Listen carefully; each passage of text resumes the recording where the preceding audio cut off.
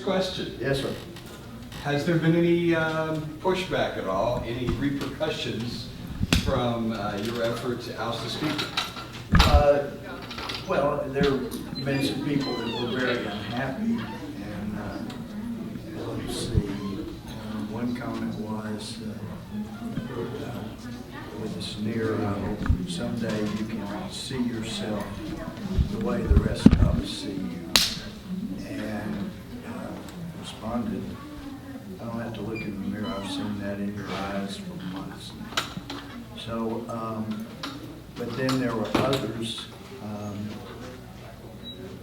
who were just amazingly supportive. One of our speaker's longest time supporters came up and gave me a quote from the Lion's Den. I had to look up what it was from.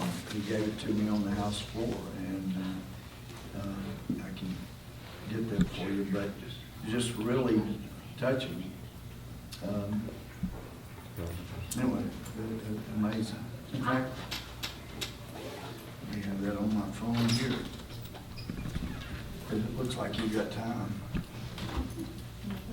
But you know, he knew that people were fussing at me, and yes, I do.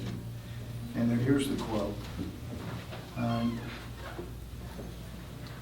No matter how the espousal of a lost cause might hurt his prestige in the House, Zimmer had never hesitated to identify himself with it if it seemed to him to be right. He knew only two ways, the right one and the wrong, and if he sometimes made a mistake, it was never one of honor. He voted as he believed he should, and although sometimes his voice was raised alone on one side of a question, it was never stilled. That was Janet Fairbank. And anyway, he said, that's you. I thought about, has all this played out, that quote, and so I made a copy, and here it is. So there was some tremendous encouragement. There were others who said they wished that they had voted with me, but they voted as they saw fit. And as I just mentioned, I mean, one member said that that member got over 1,000 calls. In fact, I think the lowest anybody, and I probably had 30 or more people tell me I had so many calls. Most of them were nearly 1,000, over 1,000, 1,100, 850 was one. Somebody else said over 500, but it was just a lot of calls. And over they'd say not one demanded that I vote for the current speaker. One of the Georgia guys said, you know, I got all these massive hundreds and hundreds of calls, and they didn't always know how do you pronounce your name right, but they were talking about you, they wanted me to vote for you. But at some point, you know, when you hear that, you wonder, you get 1,000 calls from people you confirm are constituents, tell you to vote for one person, no calls to vote for the person you intend to vote for. I mean, is there some deafness there? I mean, it's interesting, but it was never about me. And I tell you, Rick Manning wrote it was deeply touching to me, but an editorial published with the Hill, or in the Hill, that he actually understood what happened. I didn't realize he was saying there were people that overheard me urging others to vote for somebody besides myself. So here I was, an announced candidate, and I really was. You know, I was urging them to vote for anybody besides the current speaker. And under the rules of the House, Nancy Pelosi could never win that election, you know, as long as Republicans voted for an adult American citizen. You don't have to be a member of Congress. But if you voted for, say, Mickey Mouse or Superman, then that vote wouldn't count, obviously. If you vote present, it's as if you didn't vote. You were there, it was recorded you were there, but actually you lowered the number that the winning candidate would have to get. So present actually hurt more than helped. But there was no chance Nancy Pelosi could win as long as people voted for somebody. And that was the first myth we had to dispel. But the speaker has won, and it's time to move forward. I was told in December that I would likely be the chair of the Oversight Subcommittee on Natural Resources. And, you know, some had said, but Louie, what if you lose your committees because of what, you don't even have a committee? I said, well, I'd already thought about that. If I don't have a committee, then I'm going to the floor. I'm going to read every bill. Because that's one of the big things I feel badly about is I don't have it. I know there are members that say I probably read more bills than any other member. I don't know, but I only have time to read a fraction of them. We're voting every week on multiple bills all week. I don't have time to read all those. I read what I can. I try to read the important ones, like Obamacare. I read that. But one of the problems there is when that makes reference to other laws and says strike these words from that law and substitute these words, you don't have time to bring it together and collate everything, so it's hard to see the full effect of a bill. But like with Obamacare, even just reading the bill, I could see that the big pharmaceuticals were going to make billions more than they ever had in the short term, but in the long term, they would kill their industry. I could see that American Hospital Association, AMA that endorsed it, I could see the little gifts they got, but it wasn't enough to sell their souls, I didn't think. But anyway, so there's benefit to reading them, and if I didn't have a committee, I'd just sit on the floor, read bills, and constantly object to every little word and every little bill I had a problem with. So maybe they're better off keeping me busy doing something else. And what a perfect role for me to be doing oversight of the EPA and the Interior Department and some of the ridiculous decisions they make, the way they have groups that want the government to own all the land. They'll make deals with them, then they'll file suit against the government, and then immediately come into the judge, here we have a settlement agreement, and it's devastating to America. And we have got to pass some laws that require that they can't do that, and require them to notify all the potential stakeholders, the American people. We're looking at do this because nobody gets represented in those deals. So it's a role I look forward to working on. Judiciary, we'll stay after the immigration folks and the Justice Department. It's become more of an injustice department or a just us department. So there's a lot of work to be done. I look forward to doing it, and I think because of the outcry of the American people, there's not retaliation so far. I know there'll be big donors around the country that'll be told don't give to these people, but you know, live with that one. Yes, sir.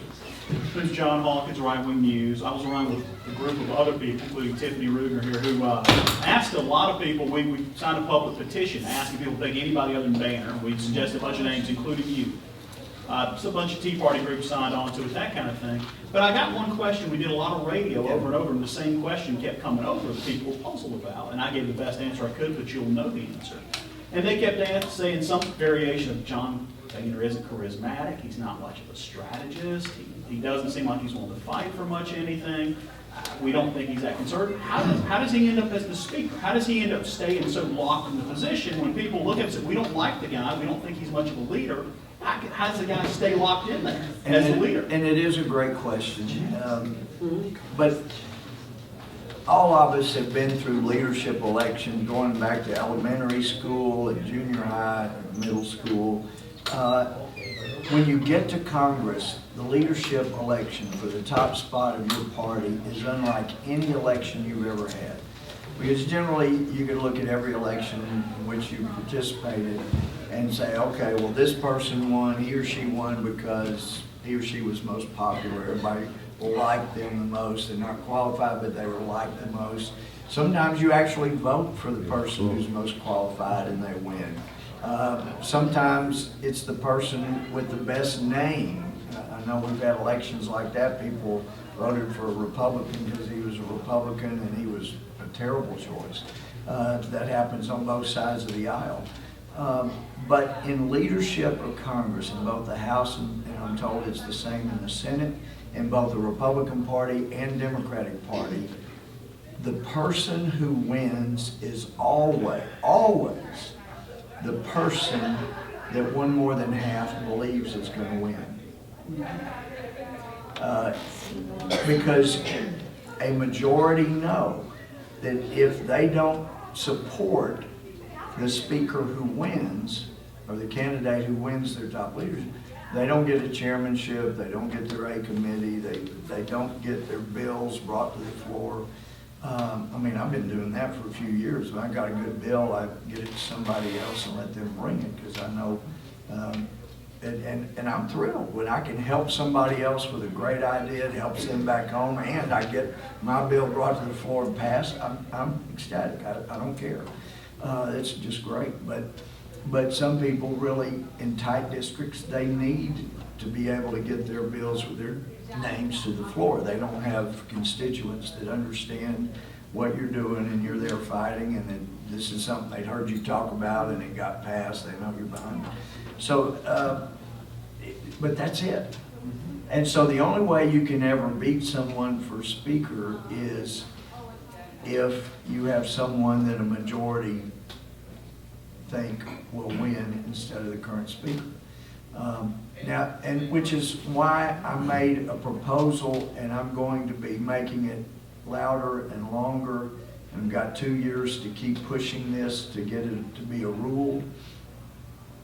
Because the speaker has so much power, on the steering committee, 4 or 5 votes, in that one person, majority leader has more than 1 vote.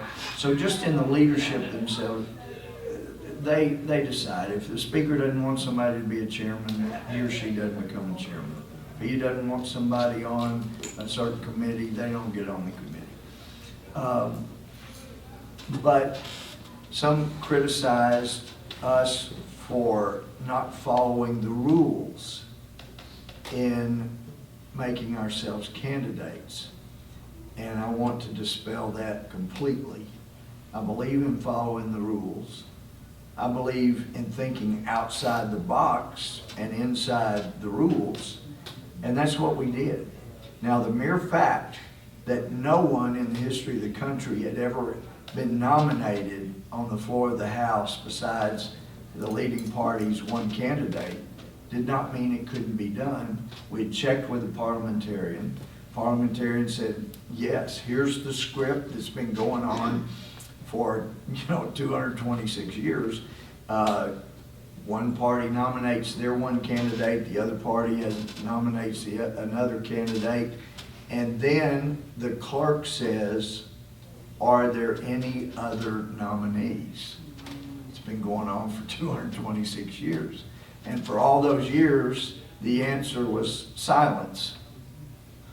Hearing none other than, well, okay, nobody had ever done it, but we did it. We played within the rules, but outside the box. I think the rules need to be changed because the speaker uses them to ensure that anybody would have a very difficult time mounting a challenge. So they criticize us for using the rules, though they hadn't been used, when actually the speaker, he sets the time for the election for speaker. And he sets it immediately after the November elections. You need to wait until after the election to see who's in to be able to fully campaign for speaker. He has the full force of that office. He can offer committees, he can offer chairmanships, he can offer bills come to the floor. And in fact, I had a number of people say, Louie, I was going to vote for you, but the speaker asked what he could do for me, and so it wasn't for me, but I got something really good for the country. So I want you to know your movement wasn't for nothing, because I got a really good promise for the country. So the speaker can make those kind of promises. The way around that is to have, after the election, within a week or two, have a vote, confidence or no confidence. You got to change the rules to do that. And if the vote is no confidence, then that person cannot run for speaker again. I think there ought to be term limits for speaker, just like the speaker is imposed on committee chairs. You can't be a committee chair, or even in combination with being the ranking member in the minority, for more than 6 years. Well, he's been leader of our party for 9 years. So I think if we had a vote of confidence or no confidence, and then had the actual election in December, that would give us time to see. And that would take away the ability to have elections so quickly someone else couldn't win. So anyway, I'm planting the seed. If y'all start talking about a vote of confidence or no confidence immediately after the November election, it catches on, and before you know, we had members saying, it's a good idea, it takes the pressure off me, I can have a secret ballot, confidence, no confidence, and then we get a new speaker. And I understood that there were people that were so mad at me that if we got the 29 that we needed, if everybody had been there, then either after the first vote or second vote, at some point we're going to have a conference. And at that point, people are going to be mad at me, but we would come up with a consensus person who would be honest and honorable, and the media could trust because they were truthful people. And as far as the speaker getting out, one of the things that the speaker's supporters have challenged him to do is get out there in the media more. So I have a feeling you'll see him out in the media more, and I think that's a good thing. I think that's what he should be doing, because as some of them said, you come into conference and tell us we have to vote for this bill that the whole public thinks is bad, and then we do, and then you go to your office, and we need you on the shows explaining why it was not a bad vote. So I think the speaker's sensitive to that, and you'll see more of that happen. Yes, ma'am. Can you name 2 instances where you disagreed with Speaker Boehner and what you would have done differently in the past year? Well, I talked about one today, and one was the what became a de facto amnesty bill in July that initially the whip count showed they had the votes to pass. And actually my approach to immigration and immigration reform, which we do desperately need, is this: we ought to pass a resolution that gives all the whereases, explaining about how we're being overwhelmed, people coming in, people that hate us coming in illegally into this country, and that in 1986, President Reagan was convinced into signing an amnesty that would be a one-time amnesty for all in return for border security. He signs the amnesty, there was no border security, that therefore it is the position of the House of Representatives that until the border is secured as determined unanimously by the border states, we will not take up any immigration reform. Because think about it, if you don't secure the border before an immigration reform bill, and people talk about legal status, visas, work visas, amnesty, all these things, if the border's not secure, you might as well have in that same bill, okay, and we're going to do an amnesty every time we get 5 million more people in here illegally. I mean, I'd say we shouldn't do any kind of border immigration bill until the border is secured. If the president comes to us and says, here's an area I do need initial funding for that, then we give it to him. But until the border is secured, we don't take it up. And understand me, as conservative as I am, you would be surprised what I would agree to once the border is secured. I'm not talking about closed. We need immigration. It is fresh water flowing in. But another thing though, we ought to make it a requirement like, I know Germany, I've got a family member that was just, you can't get a visa unless you show you've got health care insurance and that you're maintaining health care insurance because they don't want to pay for your health care. We don't do that. So there are a number of things we could do, but until the border's secure, we ought not do anything. Can you just quantify though what a secure border looks like? Does that mean that we need to have a wall along our southern border? There are some places that we need a fence. There's some places you don't need a fence. It is such a hostile environment. You could have a drone flying over picking up infrared signals of somebody trying to come across. But some of those areas, you need to carry so much water with you to have any chance of getting across it. You don't need fences in some of those areas, but fences where you need them. We know that, I mean, I stood there beside the fence in Israel. Are we willing to admit that the Israelis are that much smarter and more competent than we are? I mean, they're smart, they're competent, but we could do it if we wanted to because they've done it. And that does mean you have sensors that detect tunnels going underground. And with the technology we have today, you know, that's used for pipelines, that's used for oil and gas drilling, you can find those things if we commit the technology to do it. But the president currently, the current president, is not interested in securing the border to that extent. But yeah, fences in some places. And you may not have seen, but when I was questioning the head of the Secret Service, I asked him about the fence around the White House. I think he said it was 7.5 feet, I believe. And I asked him a number of leading questions that he didn't see where they were going, but the conclusion is either fences work and you need to build one on our southern border where it would work, or fences don't work and we need to tear down the fence around the White House. You can't have it both ways.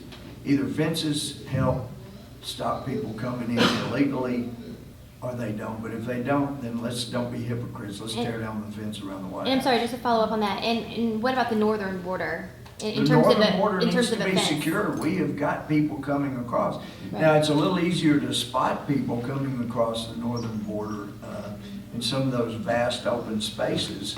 You wouldn't necessarily need a fence up there most places because it's easier to spot them. But being secure means people only come in if they're coming in legally.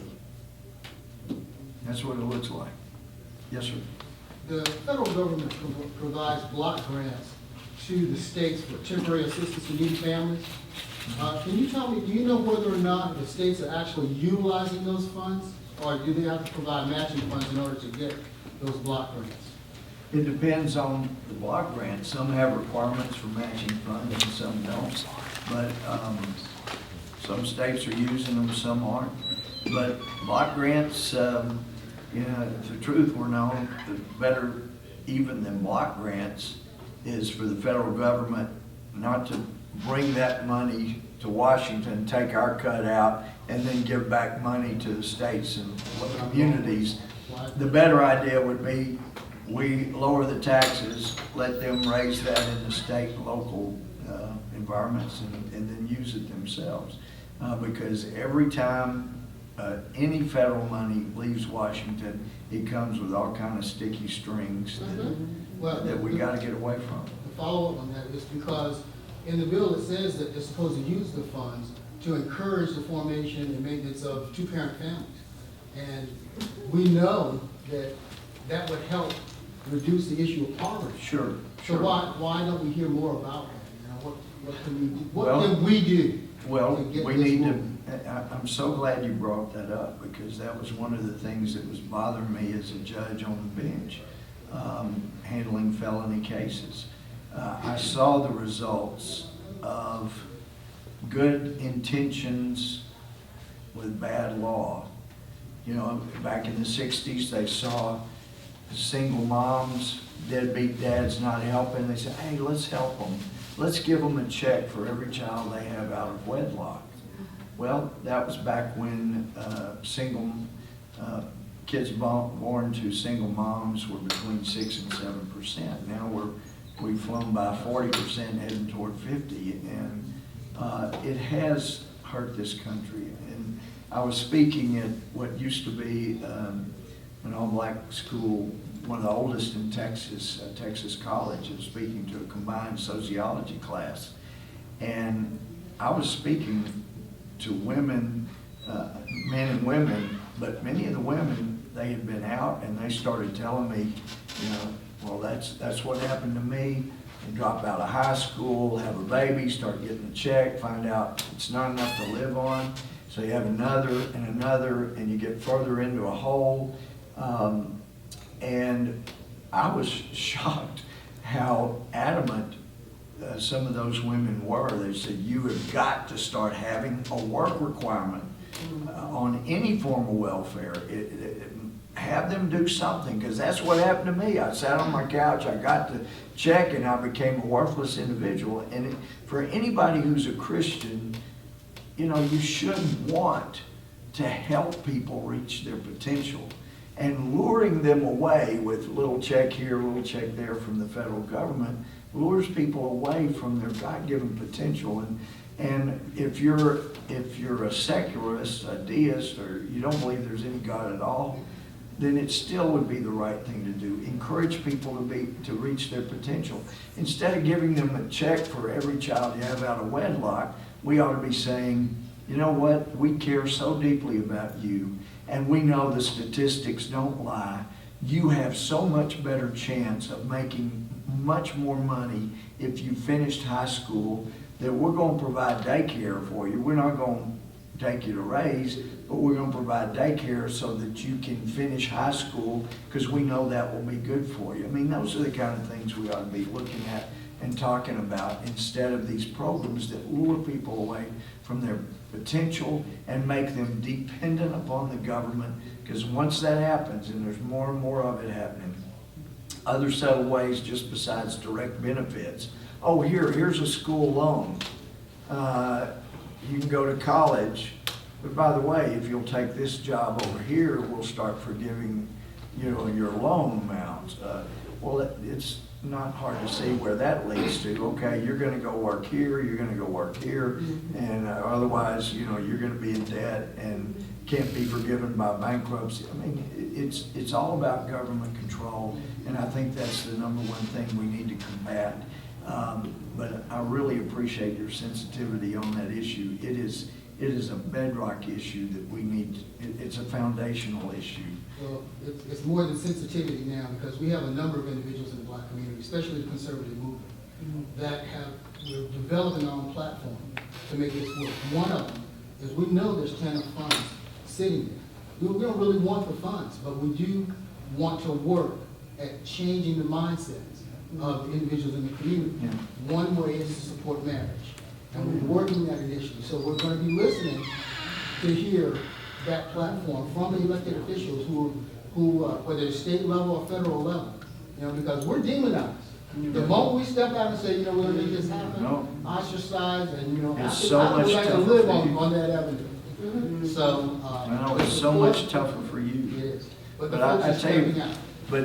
but that also makes you so much more of a hero than I could ever be, because you have such a strong voice that counts. One of my dear friends has just been a pillar on the issue of marriage, Bishop Jackson, and we've stood together so many times.